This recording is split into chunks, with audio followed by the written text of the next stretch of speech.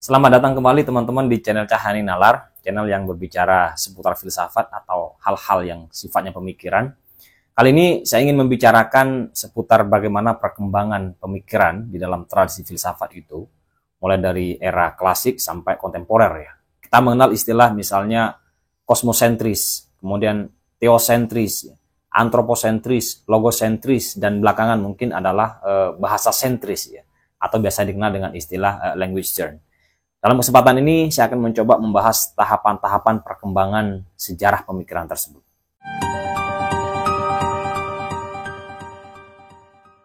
Baik teman-teman, mari kita membicarakan bagaimana sih peta sejarah pemikiran itu. Mulai dari yang kita kenal tadi sebagai kosmosentris, kemudian antroposentris, teosentris, logosentris, dan bahasa sentris atau language turn yang mungkin bisa kita sebut sebagai filsafat corak di abad kontemporer ya.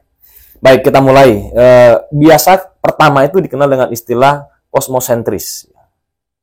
Kosmosentris. Kosmosentris ini adalah corak pemikiran yang berpusat pada semesta. Bagaimana semesta itu tertata ya. Harmoni-harmoni yang terjadi pada semesta. Namanya aja sudah kosmo. Kosmo itu dari kata kosmeo, kosmetik ya, ketertataan, keharmonisan. Maka kosmosentris berarti berpusat pada semesta, berpusat pada harmoni semesta. Nah, biasanya ini dikenal dengan istilah pemikir prasokrates, teman-teman ya. Pemikir prasokrates. Ada banyak di sini, misalnya dari mazhab dari mazhab Miletus. Nah, di situ kita mengenal nama istilah mengenal nama Thales yang mengatakan semesta dari air, ya. Anaximandros semesta dari udara, ya. Kemudian ada Heraklitos misalnya semesta itu berasal dari api dan seterusnya. Lalu kemudian ada madhab pluralis yang mengatakan bahwa semesta itu tidak berasal dari satu unsur saja, tapi dari banyak unsur. Misalnya ada Empedokles yang mengatakan dari 4 unsur, tanah, air, api, udara ya. Lalu kemudian ada Demokritos yang mengatakan semesta ini berasal dari atom-atom yang jumlahnya tidak terbatas. Lalu kemudian kita mengenal istilah monis, ya, kaum monis. Ini tokohnya adalah Parmenides yang mengatakan bahwa semesta ini utuh, satu, tunggal ya, tidak bisa dibagi-bagi, tidak ada ruang kosong dan seterusnya. Lalu ada madhab Pitagorian ya, Pitagorian yang mengatakan bahwa ya semesta ini bisa kita pahami karena bisa diangkakan, bisa dihitung-hitung, kalau bahasa kita mungkin bisa dikuantifikasi. Jadi kualitas-kualitas itu bisa dikuantifikasi, makanya kemudian ketertataan semesta ini bisa kita pahami. Itu mazhab yang kita kenal sebagai kosmosentris prasokrates. Lalu kemudian kedua itu kita menyebutnya sebagai antroposentris. Antroposentris. Jadi berpusat pada antropos, pada manusia. Artinya bukan meninggalkan seutuhnya pembicaraan tentang kosmos, ya, tetapi mereka sudah memulai kira-kira tepatnya ya, membicarakan tentang manusia. Mungkin kalau boleh kita catat ya sejak dari Sokrates ya, sejak dari Sokrates sampai para murid-muridnya ya, ada Plato, kemudian ada Aristoteles ya, dan seterusnya lah sampai ke belakang. Nah, tokoh-tokoh ini tidak lagi hanya berbicara soal kosmos, ya. Tidak hanya lagi berbicara tentang astronomi, kira-kira ya, semesta, tapi mereka sudah berbicara yang berhubungan dengan kehidupan manusia. Makanya mereka bicara politik, ya kan? Mereka sudah bicara politik, bicara etika, ya kan? Ngomongin etika, ngomongin apa lagi? Kalau Aristoteles itu bahkan ngomongin soal jiwa, ya, ngomongin soal logika bahkan. Kemudian bicara soal, mungkin dalam bahasa kita adalah biologi, ya. Karena Aristoteles ini juga meneliti banyak hewan-hewan gitu kan. Itu sudah berhubungan kaitannya dengan antropos, kaitannya dengan sisi kemanusiaan.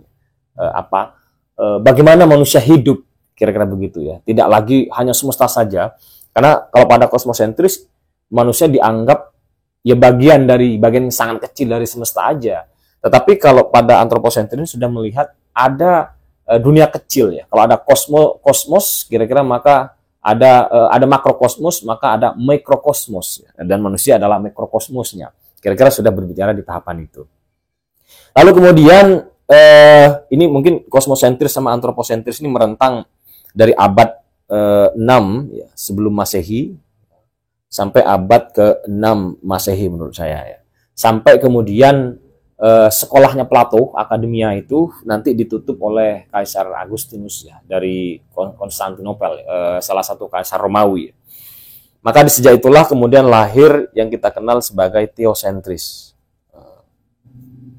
Teosentris. Nah, teosentris ini sebagaimana namanya, ini pusatnya sudah pada teos, pada Tuhan. Jadi segala bentuk pemikiran, argumentasi, filsafat itu diarahkan untuk memperkuatkan teos, untuk menonjolkan ketuhanan, untuk memperkuat sisi ketuhanan gitu. Makanya nanti kalau kita baca sejarah penerjemahan karya-karya Aristoteles ke dalam filsafat atau ke dalam bahasa Arab ya, ke dalam tradisi Islam, nanti ada buku atau bukunya Aristoteles tentang logika itu yang tidak diterjemahkan di era ini, di era Suriah, di peradaban Suriah pada waktu itu, yaitu analitika a posteriora.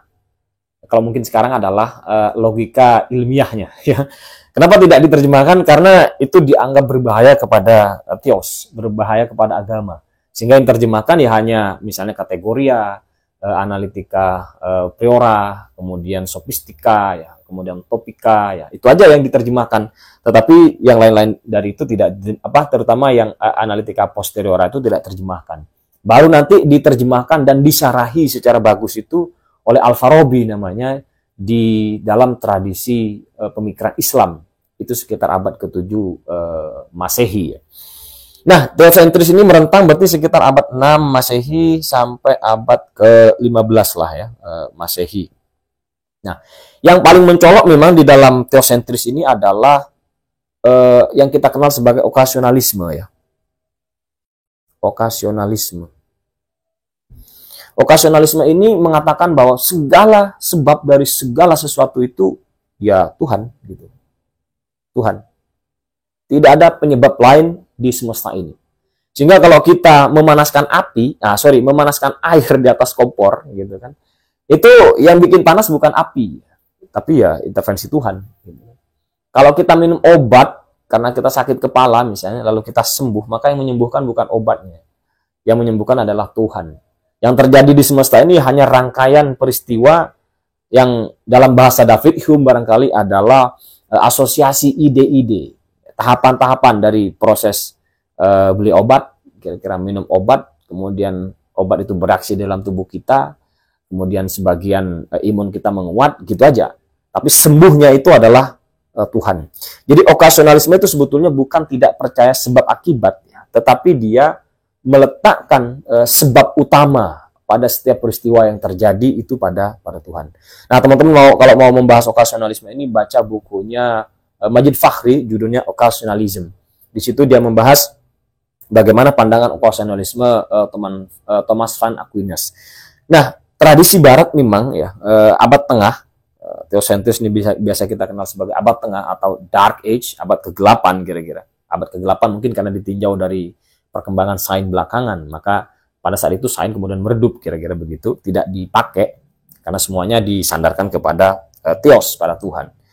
Nah, ya banyak sekali tokohnya kalau mau kita lihat, cuma mungkin menurut saya yang sangat terkenal adalah Thomas van Aquinas itu ya. Kita bisa merentang dari Boetius misalnya ya, Petrus Abelardus, kemudian siapa lagi yang saya sudah agak lupa namanya, yang mengatakan argumen kosmologis ya, Anselmus misalnya salah satunya juga ya. Banyak tokoh-tokoh yang berada di posisi ini yang meletakkan Tuhan itu harus dibela dengan berbagai cara. Makanya filsafat pun dianggap sebagai budak dari agama. Lalu kemudian lahirlah logosentris. Nah, ini teman-teman ya. Logosentris itu sekira 15 Masehi sampai abad ke-18-an Masehi lah ya. Nah, logosentris ini kemudian membalik teosentris ini. Dia mulai meneliti pada semesta, kira-kira, meneliti sebab-sebab yang ada pada semesta, sehingga segala penyebaban itu tidak lagi semuanya ditentukan oleh Tuhan. Makanya di sini lahir mungkin yang kita kenal adalah sains itu ya, lahir objektivisme dan seterusnya. Sehingga kajian-kajian ketuhanan pun kemudian diperiksa lagi ya. Diperiksa lagi kalau kita misal baca bukunya René Descartes itu ya, Tuhan itu kemudian yang kita kenal sebagai credo ut intelligam itu ya, sebagai sesuatu yang hanya diyakini saja. Makanya Descartes menyebut Tuhan itu ya ide bawaan. Kita melihat lagi misalnya siapa kemarin kita menyebut nama Jos Berkeley misalnya. Jos Berkeley walaupun dia mengatakan bahwa segala sesuatu itu hanya bisa disebut ada sejauh ia bisa dipersepsi gitu. Lalu bagaimana dengan benda-benda di zaman kuno yang belum ada manusia? Maka jawaban Jos Berkeley kan ada Tuhan yang maha mempersepsi. Gitu. Yang itu kemudian nggak boleh berarti lagi. Artinya kita nggak boleh bertanya lagi siapa yang mempersepsi Tuhan agar Tuhan menjadi ada gitu kan? Nggak boleh lagi di situ ya, diyakini aja adanya. Gitu kan. Kemudian Immanuel Kant misalnya meletakkan the thing in itself, ya. Sesuatu pada dirinya, das Ding an sich. Ya.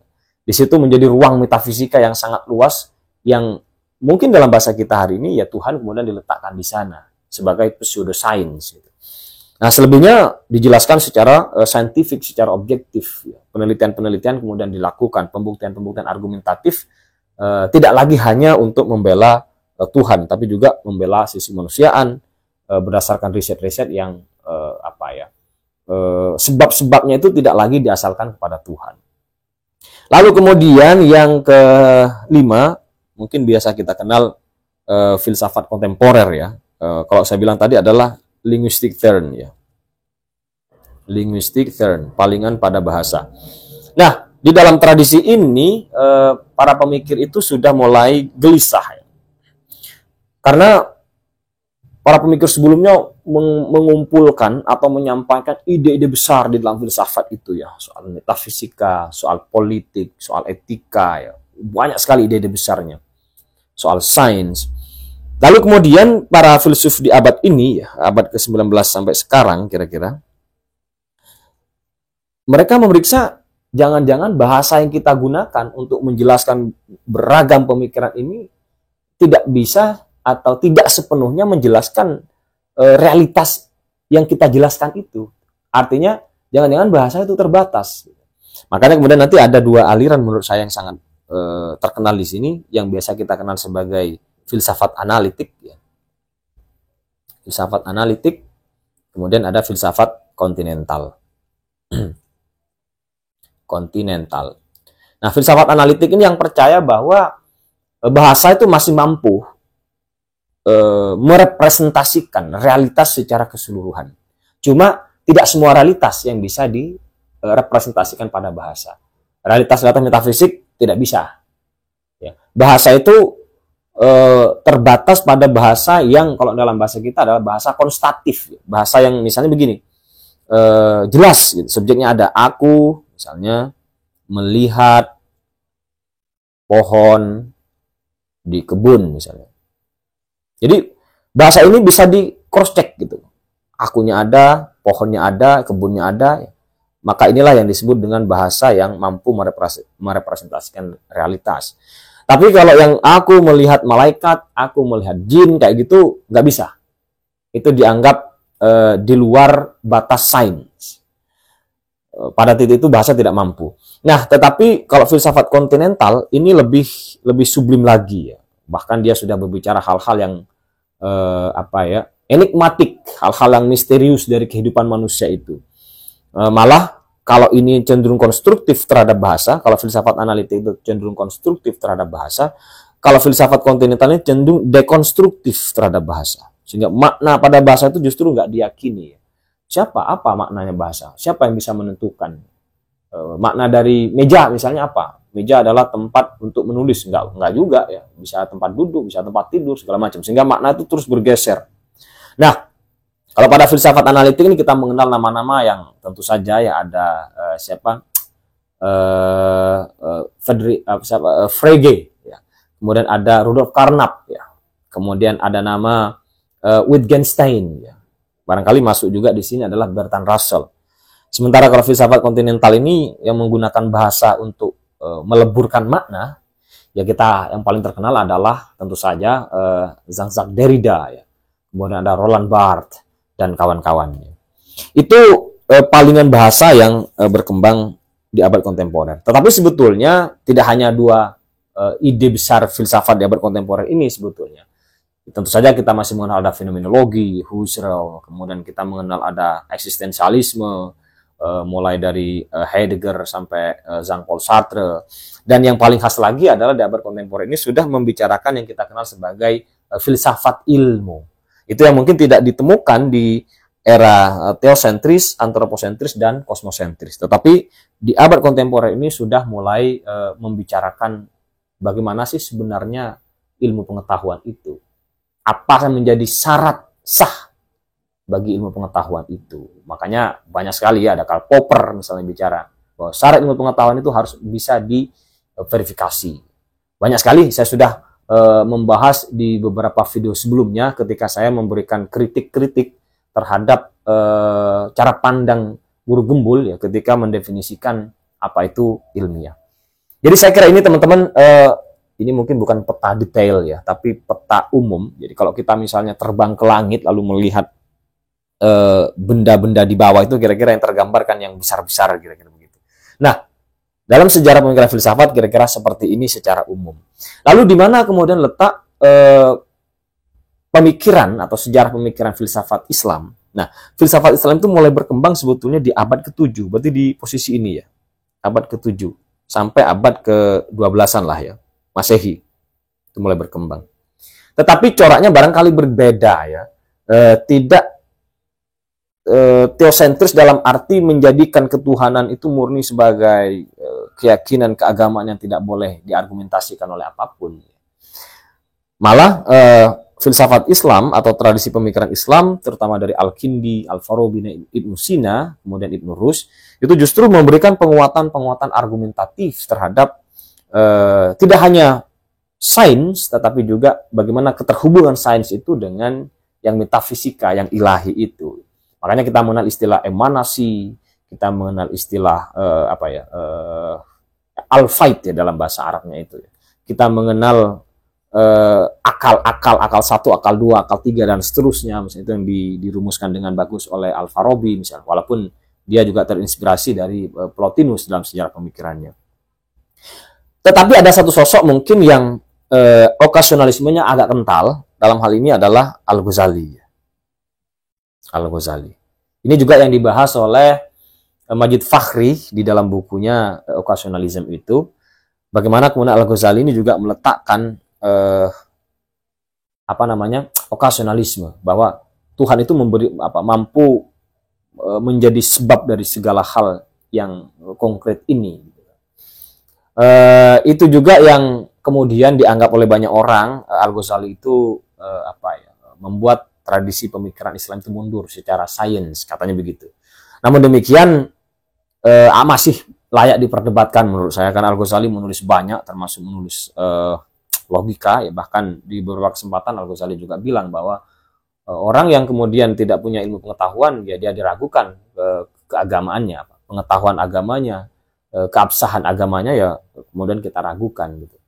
Tetapi pada poin bahwa Al-Ghazali menolak sebab akibat itu enggak ya. Kita bisa baca misalnya di Tahafut Al-Falasifah itu di poin ke-17 ya. Di situ jelas bagaimana Al-Ghazali meletakkan sebab akibat. Sebenarnya hukum sebab akibat ada, tetapi siapa yang maha sebab, kira-kira begitu. Nah, ini persoalannya menurut saya hanya persoalan bagaimana sih kita mengidentifikasikan berbagai sebab. Karena ada sebab yang sifatnya kondisional, kira-kira. Ada sebab yang sifatnya perantara, kira-kira gitu. Misalnya begini, kalau kita pegang bola, lalu kita bola itu tendang, membentur kaca, dan kaca itu pecah, maka pertanyaannya siapa yang memecahkan kaca? Saya atau bola? Gitu kan. Kalau versi okasionalisme ya saya dong, ya kan? Karena saya yang menendang, saya yang berkehendak, dan seterusnya. Tapi dalam konteks sains, ya bola itu juga memecahkan kaca, yang kemudian ditendang, dirunut, kira-kira begitu, sampai ke saya. Nah, itu kemudian yang menurut saya klasifikasi itu perlu di dalam memahami sebab akibat, sehingga okasionalisme ini bisa kita pahami lebih detail.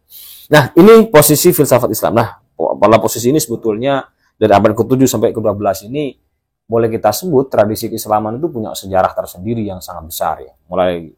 Mulai proses penerjemahan yang besar-besaran ya, dari karya-karya filsafat Yunani itu diterjemahkan terutama di era Khalifah Al-Ma'mun, dinasti Abbasiyah, menerjemahkan banyak sekali. Di situ kita mengenal dua nama misalnya sangat terkenal dalam konteks penerjemahan ini, yaitu Hunain bin Ishaq. Dia menerjemahkan karya-karya Aristoteles banyak sekali bersama anaknya Ishaq ibn Hunain. Nah itu menurut saya bagaimana kemudian peradaban Islam di era ini berkembang dengan sangat pesat ya, sehingga ilmu-ilmu saintifik juga lahir begitu banyak ya. Mungkinlah kita nyebut nama Ibnu lah ya. Ya Ibnu Sina nulis buku atau kitab Qanan fi Tibb ya, tentang ilmu kedokteran. Kemudian ada Ibnu Al-Haytham yang menulis optik ya. Al-Jabar yang kemudian kita kenal dengan angka nolnya katanya begitu ya. Dan banyak sekali tokoh-tokoh ilmuwan ya, di dalam tradisi keislaman yang berentang di abad ke-7 sampai ke-12. Cuma memang setelah itu mengalami satu kemunduran barangkali yang sebabnya banyak penelitian menjelaskan gitu kan. Kalau Ahmad Tekuru melihat kemunduran Islam itu karena ada pergulatan yang sangat intim ya, yang tidak sehat bahkan antara agama dan tentara untuk menguasai negara. Itu salah satu penyebab kemunduran itu ya. Ada juga keterlambatan Islam di dalam merespon ilmu-ilmu pengetahuan atau keterlambatan Islam dalam merespon perkembangan teknologi ya. Itu misalnya kalau kita baca buku Reopening Muslim Mind, di situ juga menjelaskan seperti itu. Baik, saya kira itu teman-teman apa yang bisa saya jelaskan sebagai peta bagaimana perkembangan pemikiran mulai dari yang klasik hingga yang kontemporer. Semoga pembahasan ini memberikan manfaat bagi teman-teman sekalian. Tentu saja teman-teman bisa punya versi yang lain dari apa yang saya jelaskan, dan harapan saya teman-teman bisa memberikan penjelasan juga nanti di kolom komentar. Sekian.